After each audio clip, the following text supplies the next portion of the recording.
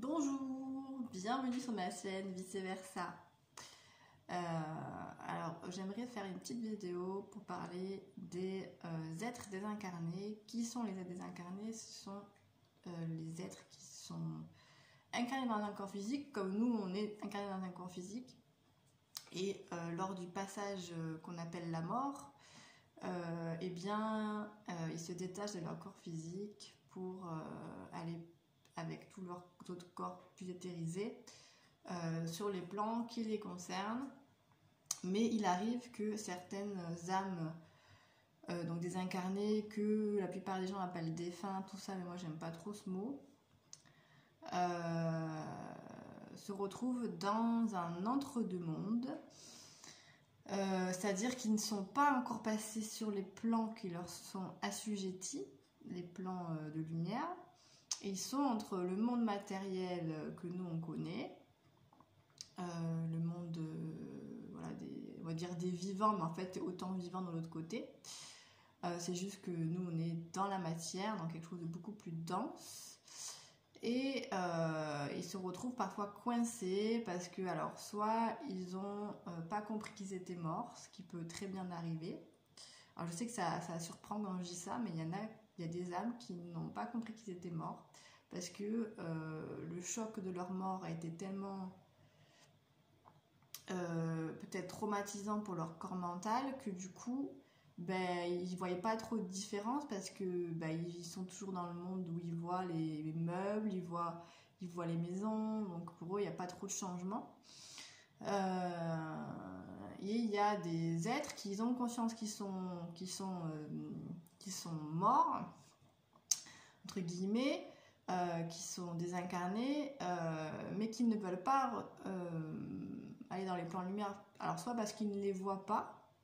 S'ils ne voient pas la lumière, c'est qu'ils ont quelque chose qui les dérange pour passer dans ce plan. Donc ça peut être parce qu'ils sont attachés à quelqu'un de leur famille ou quelqu'un qu'ils aiment beaucoup et du coup ils ne veulent pas la laisser parce qu'ils se demandent comment la faire sans eux. Ça m'est arrivé, je vais prendre l'exemple d'une personne en fait que je sentais dans mon appartement en fait, donc une âme qui était perdue et que je sentais qui était vraiment triste, très triste, et du coup je lui ai demandé, je lui ai dit mais qu'est-ce qui t'arrive, pourquoi tu es si triste, qu'est-ce qui fait que tu ne veux pas partir? Et elle me dit mais donc tout ça se fait par télépathie, hein, d'accord, je peux verbaliser avec la voix, ils entendent, mais les défunts, les êtres désincarnés ont la capacité de lire nos pensées. Donc ça c'est pratique. Donc du coup je lui demande, je lui dis mais alors qu'est-ce qui se passe quoi? Et elle me dit écoute, elle me dit pas écoute, elle me dit j'ai ma fille là, je veux pas la laisser toute seule, comment elle va faire sans moi? Alors je sais pas à quel âge avait sa fille, je lui ai pas demandé. Moi ce qui m'intéressait c'est qu'elle retrouve cette confiance, cet amour pour pouvoir accepter de partir sur les plans. Donc je lui ai expliqué qu'en fait en restant là, elle aidait pas du tout sa fille. Elle aidait pas du tout sa fille parce qu'en fait déjà elle lui prenait un peu de l'énergie parce qu'elle était attachée à elle. Et puis la plupart des êtres comme ça en fait ils ont peur aussi de l'inconnu, ils ont peur de ce qui va se passer après,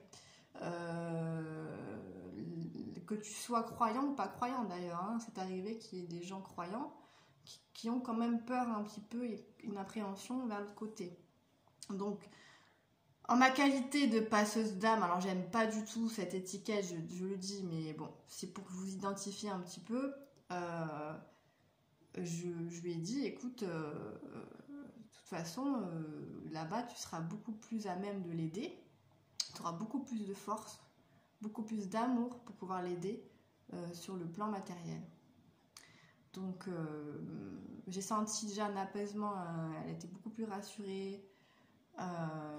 J'ai fait des prières, je crois, il me semble que j'avais fait une prière, que moi j'invente mes prières en fait, je prends pas des prières. Et donc du coup, je lui ai dit, écoute, est-ce que tu es prête? Et là déjà je sentais un petit peu l'énergie différente. Bon, il y en avait d'autres aussi, du coup j'en ai profité pour les faire passer sur ce plan de lumière, et ça m'a fait beaucoup de joie. J'étais très émue parce que souvent quand je fais passer des groupes d'âmes comme ça dans la lumière, je ressens beaucoup d'amour parce que ben, j'ouvre la porte vers les hautes sphères, donc c'est très... on ressent beaucoup d'amour, d'amour inconditionnel. Donc forcément, ça touche à chaque fois. Et en fait, je voulais parler de ça parce que si c'est votre cas, enfin, pas pour, je sais très bien que vous êtes vivant si vous me regardez, si vous êtes dans le monde matériel, mais si vous êtes... il faut bien comprendre qu'en fait, la mort, c'est un passage. Ce n'est pas du tout quelque chose de fatal, quelque chose où on en fait tout un pataquès dans notre culture occidentale et dans beaucoup de cultures ancestrales. Ils savaient très très bien que la mort, c'était qu'un passage. Donc, ils le célébraient en fait.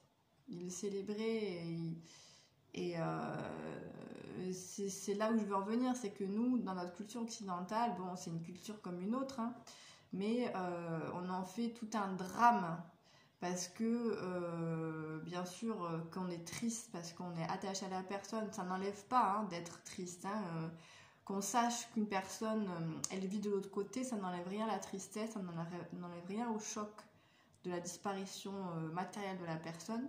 Ça, on est d'accord sur ça. Voilà, il n'y a pas de... Je fais pas de distinction vraiment. Je sais très bien que c'est un moment très difficile. Mais il me semble que de les pleurer, ça nous libère, nous. Il arrive un moment où il y a des âmes qui restent bloquées, en fait, parce qu'ils nous voient très tristes quand une disparition se fait. Et comment dire, ça les retient, en fait, dans notre monde matériel. Ils sont entre ces deux mondes, qu'on appelle l'entre-deux-vie. Ils ne sont pas sur les plans de paix où ils se reposent et ils continuent à vivre hein, de l'autre côté, hein, d'accord? Ils continuent à vivre et ils continuent pour ceux qui sont morts jeunes, ils continuent à vieillir, à avancer, quoi. Donc je sais très bien que c'est difficile de ne pas aller pleurer. Je ne vous dis pas qu'il ne faut pas aller pleurer, je dis simplement de peut-être voir les choses différemment. Ça peut déjà vous aider à vivre la disparition de manière peut-être, comment je pourrais dire ça, plus apaisée, on va dire ça, plus apaisée. Voilà, donc, et pour ceux qui n'ont pas encore conscience que la mort est qu'un passage et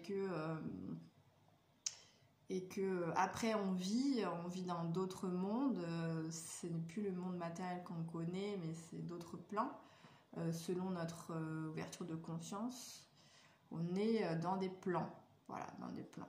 Et je conseillerais le film, si certains ne l'ont pas encore vu, Nos Solars, qui expose déjà un petit peu comment c'est censé se passer. Alors c'est très différent de la réalité, parce que moi, de ce que je ressens de ces plans-là, que moi j'appelle les hautes sphères, c'est pas du tout... Nos Solars, ça reste quand même un film avec une vision très humaine. Mais déjà, ça peut être intéressant de le visionner parce que ça peut aussi rassurer sur votre vie, déjà vous-même, et puis rassurer si vous avez perdu quelqu'un de cher.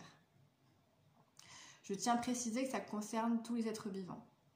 Donc, il y a des plans pour les minéraux, parce que les minéraux, ça reste des êtres vivants. Pour les plantes, les arbres, il y a des plans pour les animaux et les humains, voilà, en ce qui concerne la Terre. C'est déjà pas mal. Donc, il faut bien comprendre que le monde est très très vaste. Il ne s'arrête pas à notre propre monde matériel. Il y a, dans l'invisible, il existe énormément de plans. Le monde reste très très vaste. Il y a beaucoup d'êtres différents. Voilà, c'est les petits clins d'œil que je voulais faire. Alors là, je parlais des défunts J'ai parlé des êtres désincarnés pour cette vidéo, mais il y a beaucoup d'êtres différents qui existent dans beaucoup de plans différents. Et il serait temps pour que l'humanité en prenne conscience, et je sais que beaucoup déjà en prennent conscience de plus en plus. Des gens qui étaient fermés s'ouvrent à toutes ces possibilités. Et ça fait que ouvrir notre conscience, qui est quelque chose de très important pour l'évolution de notre humanité. Il faut savoir que l'humanité, quoi qu'on en dise, malgré les séparations, malgré les cultures différentes, on reste sur le plan énergétique une famille. Sur le plan énergétique, c'est une famille, c'est-à-dire que nous sommes tous reliés les uns avec les autres par un lien invisible.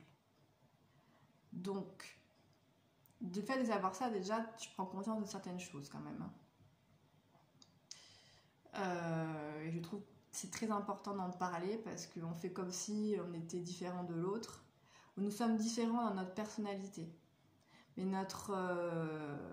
comment dire, notre partie énergétique diffère par rapport à notre vibration, nos fréquences, mais est reliée avec les autres. Parce que nous faisons partie du même race, qui est la race de l'humanité, de l'humain. Donc, au niveau énergétique, ça fait toute une famille. Voilà. Je vais m'arrêter là. J'espère que cette vidéo t'aura plu. Voilà, n'hésite pas si tu as des questions en ce qui concerne les âmes, les êtres désincarnés. Si je peux te répondre, tant mieux. Si je ne peux pas te répondre, bah tant pis, je te renverrai vers quelqu'un qui est plus compétent. À bientôt!